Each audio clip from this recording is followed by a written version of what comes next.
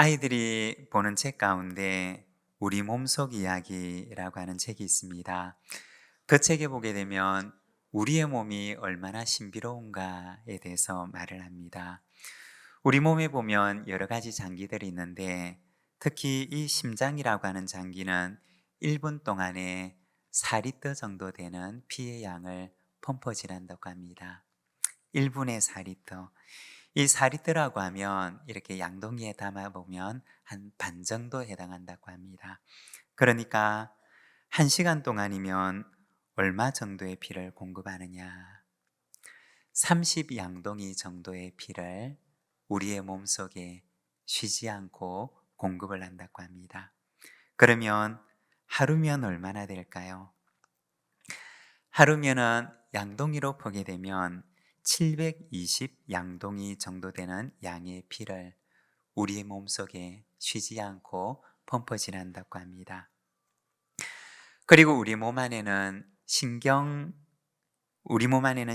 있는데 이 신경이 신호들을 얼마나 빨리 전달하느냐?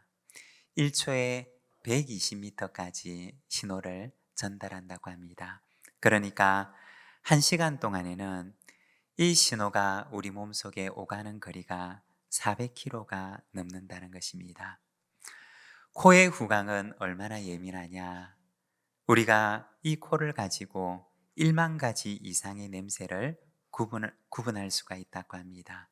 여러분, 눈은 하루에 몇 번이나 깜빡일까요? 보통 사람들이 눈을 깜빡이는 것이 하루에 10,000번에서 20,000번 정도 된다고 합니다. 그런데 그냥 깜빡이느냐? 깜빡일 때마다 우리 눈에다가 눈동자에 눈물과 같은 윤활유를 공급해 준다고 합니다. 그리고 아주 다행한 일은 코가 밑으로 달려 있다는 것입니다. 만일에 콧구멍이 위로 뚫려 있었으면 비가 오는 날에는 코로 물이 들어가서 낭패를 당하게 되었을 것이라고 합니다. 우리 귀라고 하는 것은 너무 작은 소리만 못 듣는 것이 아니라 너무 큰 소리도 듣지 못한다고 합니다.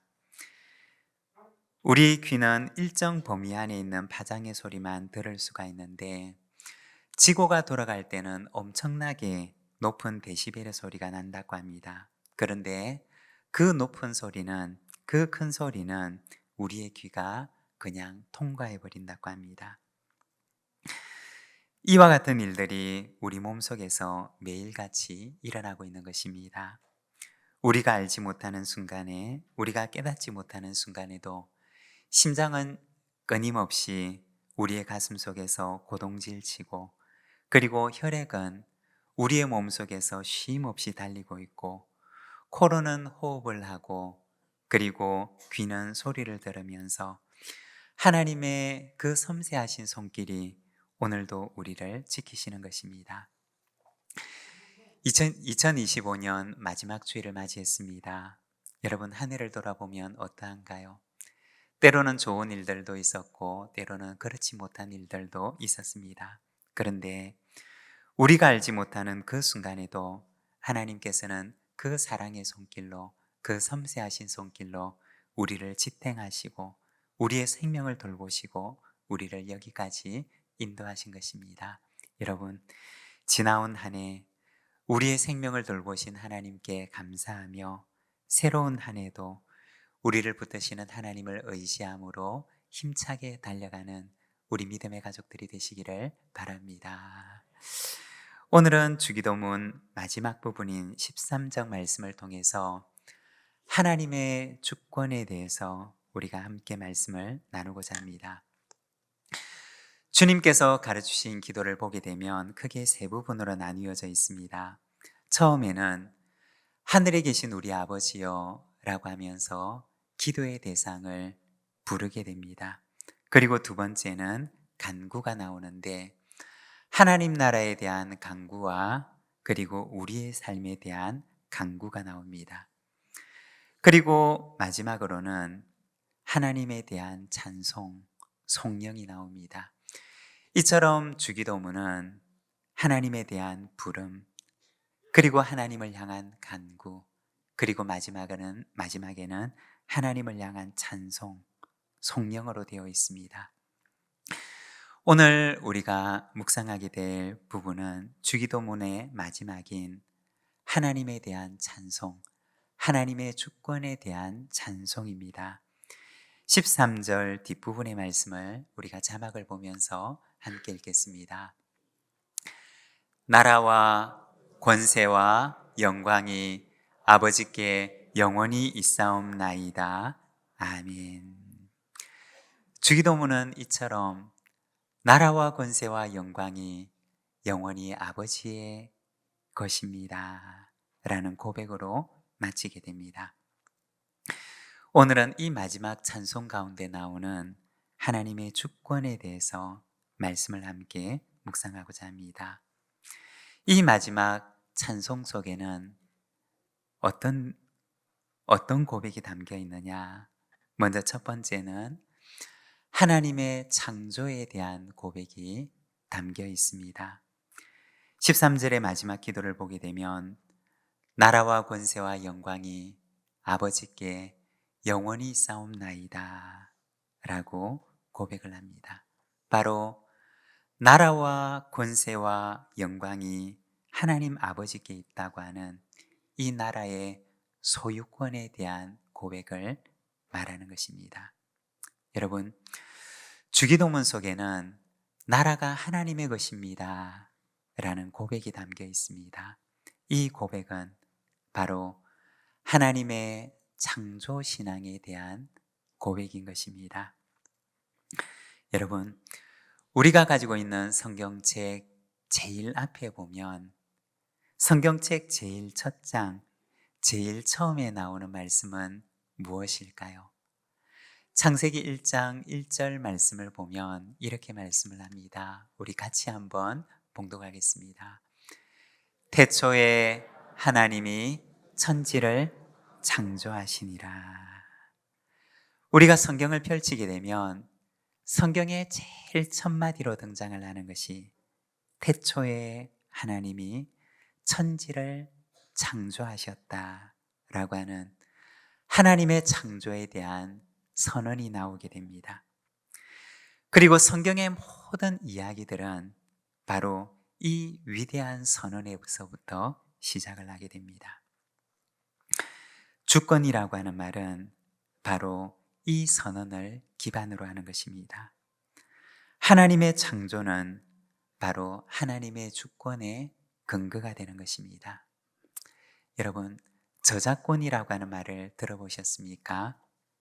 이 저작권이라고 하는 것은 그 작품에 대한 권리가 누구에게 있는가를 말하는 것입니다. 노래 한 곡을 지어도 그 노래에 대한 권리를 가진 사람이 있습니다. 가사를 적은 사람에 대한 권리가 있고 곡을 적은 사람에 대한 권리가 있습니다. 그림을 그려도 디자인을 해도 그 그림과 디자인에 대한 권리를 가진 사람이 있습니다. 바로 그 작품을 만든 사람의 권리를 말하는 것입니다. 그러면 세상은 어떠할까요? 하나님의 주권이라고 하는 말은 바로 하나님께서 창조하신 그 창조 세계에 대한 권리와 주권을 말하는 것입니다. 세상을 창조하신 분에게 당연히 귀속되는 것이 바로 그 나라에 대한 권리인 것입니다. 언젠가 TV를 보니까 과학 커뮤니케이터라고 하는 사람을 보게 되었습니다.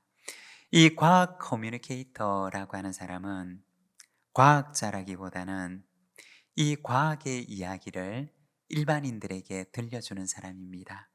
그러니까 우리 같은 일반인들도 이 과학의 이론들을 쉽게 알아들을 수 있도록 그 이론을 설명을 해주고, 그리고 그 과학의 이론들이 우리 실생활 속에 어떻게 작용하고 있는지 이러한 것들을 우리에게 말해주며 소통을 해주는 사람입니다. 그런데 한 번은 이 과학 커뮤니케이터가 하는 이야기 가운데 아주 인상 깊게 들었던 말이 있습니다. 이분이 우주에 대한 이야기를, 그 거시적인 거대한 우주에 대한 이야기를 한참을 했는데, 그런데 우주에 대한 이야기를 가다가 아주 인상 깊게 말하는 한 단어를 제가 듣게 되었습니다. 그 말은 바로 질서라고 하는 말이었습니다. 우주의 질서를 말하는 것이었습니다. 이분은 무신론자였는데, 그런데 이분이 말씀하실 때 우주 가운데 질서가 있다는 것이 참 놀랍다는 것입니다. 과학자들이 하는 일은 다행히도 있는 우주의 질서를 발견을 해서 그거를 수치화해서 보여주는 것이라고 합니다. 그 말이 의미하는 것은 우주의 질서라고 하는 것은 과학적으로 볼 때는 필연이 아니라는 것입니다. 그러니까 반드시 이 우주 속에는 질서가 존재해야만 하는 필연이 있는 것은 아니라는 것입니다. 그런데 너무나 다행하게도 우리의 우주 속에는 너무나 정밀하고 정교한 질서가 존재한다는 것입니다.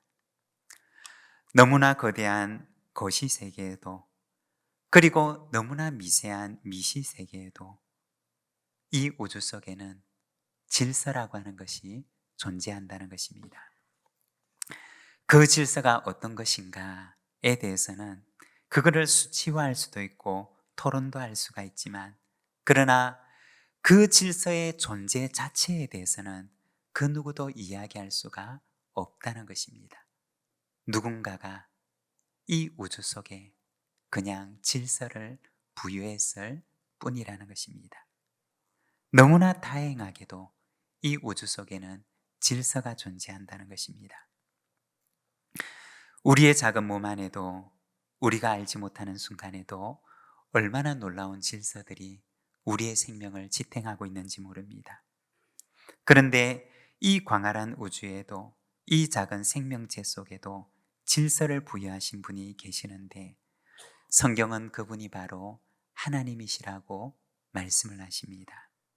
여러분, 광활한 우주를 만드시고 이 작은 생명체도 만드신 분께서 그분의 주권 가운데 이 세상의 질서를 붙들고 계시고, 그리고 하나님의 사랑으로 이 세상을 돌보고 계심을 믿습니다. 이처럼 하나님의 창조는 온 세상에 대한 하나님의 주권의 근거가 되는 것입니다. 여러분, 하나님의 주권이 오늘도 온 세상을, 그리고 우리의 인생을 통치하시는 줄로 믿습니다. 그리고 두 번째, 주님께서 가르치신 기도는 인간의 죄에 대한 고백이 담겨 있습니다. 하나님 나라의 기도 속에는 아직 이루어지지 못한, 아직 하나님의 나라가 우리 속에 이루어지지 못한 인간의 죄된 현실에 대한 탄식이 함께 들어있는 것입니다. 여러분, 죄라고 하는 것은 무엇일까요? 그것을 한마디로 얘기를 하면 거절이라고 말할 수가 있습니다. 그러니까 하나님의 주인 되시는 하나님에 대한, 하나님의 주권에 대한 거절을 말하는 것입니다. 성경 가운데 창세기를 보게 되면 아담과 하와의 범죄와 타락의 이야기가 나옵니다. 아담과 하와의 죄는 한마디로 얘기를 하면 하나님의 주권을 거절한 것이었습니다.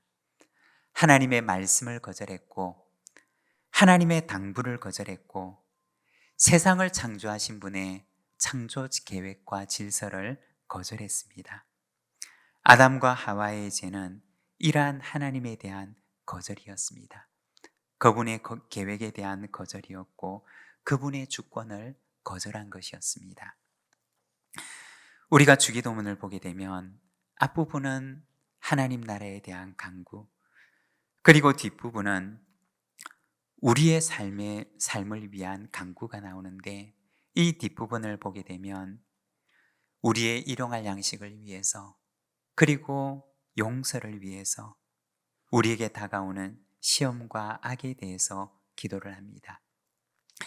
일용할 양식이라고 하는 것은 오늘 우리가 먹을 수 있는 만큼의 작은 양을 가리키는 것입니다. 이것이 가리키는 것은 무한히 확장하고자 하는, 무한히 소유하고자 하는 인간의 욕심을 향해서 하나님께서 스톱이라고 말씀하시는 것입니다. 그리고 용서라고 하는 것은 보복을 향해서 무한 질주를 하는 인간의 파괴적인 본성을 향해서 그 고리를 끊어내고 새로운 관계를 시작하라고 하는 하나님의 당부인 것입니다. 그리고 시험과 악에 대한 기도는 하나님의 도우심이 없이는 이 죄악된 세상에 거센 파도를 이길 수가 없는 연약한 인간에 대한 성령님의 도우심을 간구하는 기도인 것입니다. 그러니까 이와 같은 주기도문의 모든 간구는 죄성과 연약함으로 가득한 우리의 삶의 현장에 하나님의 나라가 임하기를 간구하는 기도인 것입니다. 하나님 나라에 대한 기도 속에는 우리의 죄에 대한 고백이 담겨 있습니다.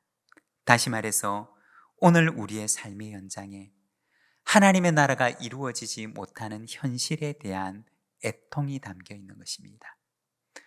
우리의 기도 속에 이 애통이 없다면 우리는 하나님 나라를 향한 바른 기도를 드릴 수가 없다는 것입니다.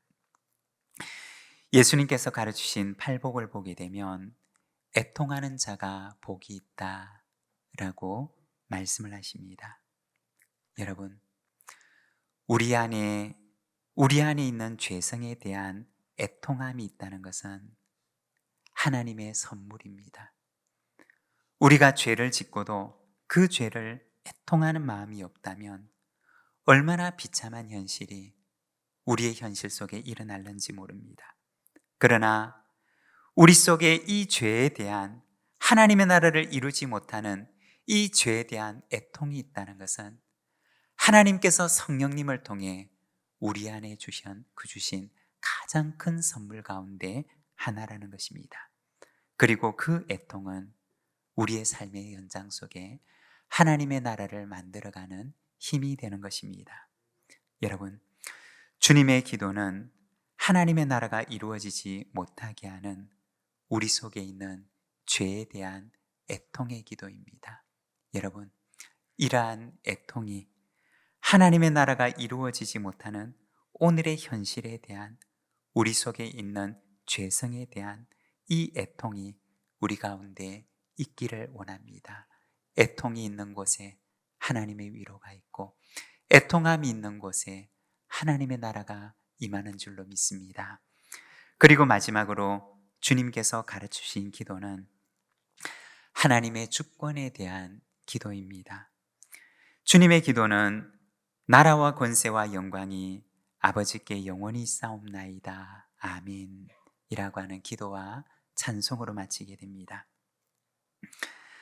나라와 권세와 영광이 주님께 영원히 있습니다 라는 찬송이 바로 이 주기도문의 마지막입니다. 그러면 이 주님의 기도는 그 유효기간이 언제까지일까요?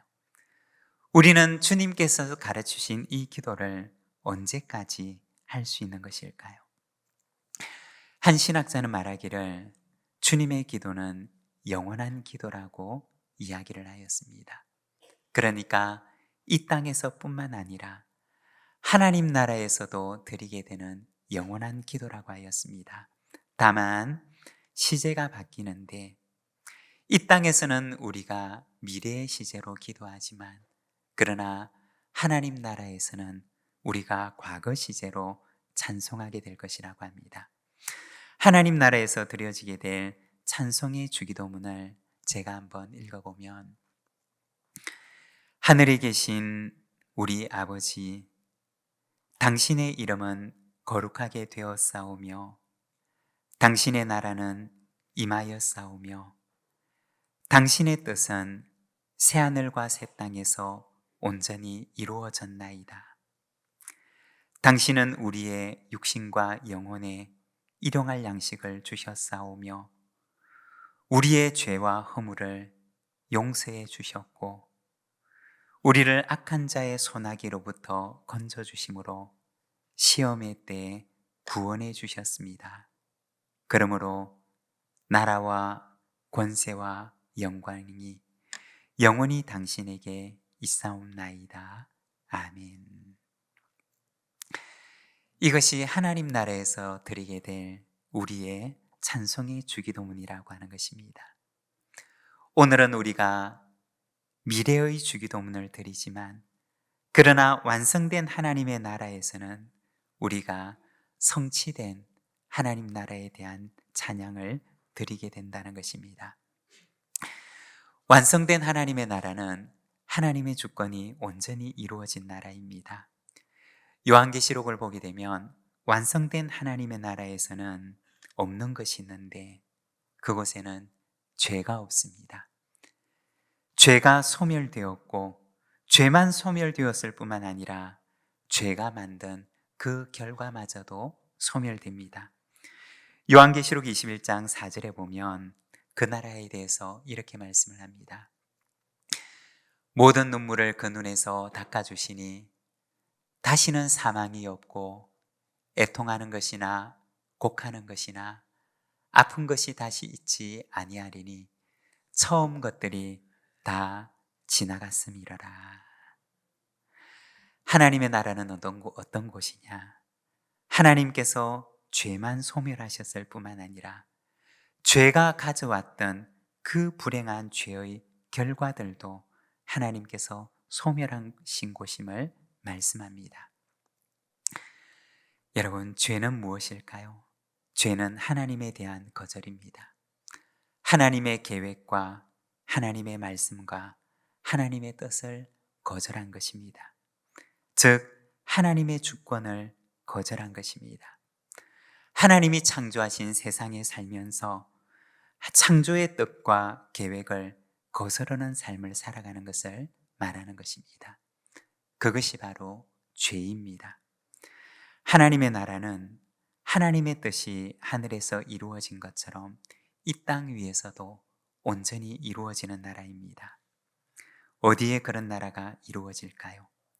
거절이 아니라 하나님을 받아들이고 하나님의 뜻과 계획과 말씀을 내 안에 수용하고 그리고 그 말씀에 순종하며 하나님의 말씀과 동행하는 삶을 살아가고자 하는 우리의 삶의 현장 가운데 하나님의 나라가 임하는 것입니다. 주님께서는 제자들에게도 그리고 오늘 우리들에게도 너희는 이렇게 기도하라고 말씀을 하십니다. 주님께서 가르치신 기도를 가지고 하나님의 나라가 오늘 우리의 삶 속에 임하기를 기도하라고 말씀을 하십니다. 여러분, 세상을 창조하신 하나님의 주권을 인정하고 그리고 오늘 내 안에 있는 우리의 죄에 대한 애통함을 가지며 우리의 삶의 현상 속에 하나님의 나라가 임하기를 간구하며 살아가는 우리 부산진 믿음의 가족들의 삶이 되시기를 바랍니다. 오늘 우리에게 주신 말씀을 우리의 가슴 속에 기억하며 이 시간 함께 기도함으로 하나님 앞에 나가겠습니다.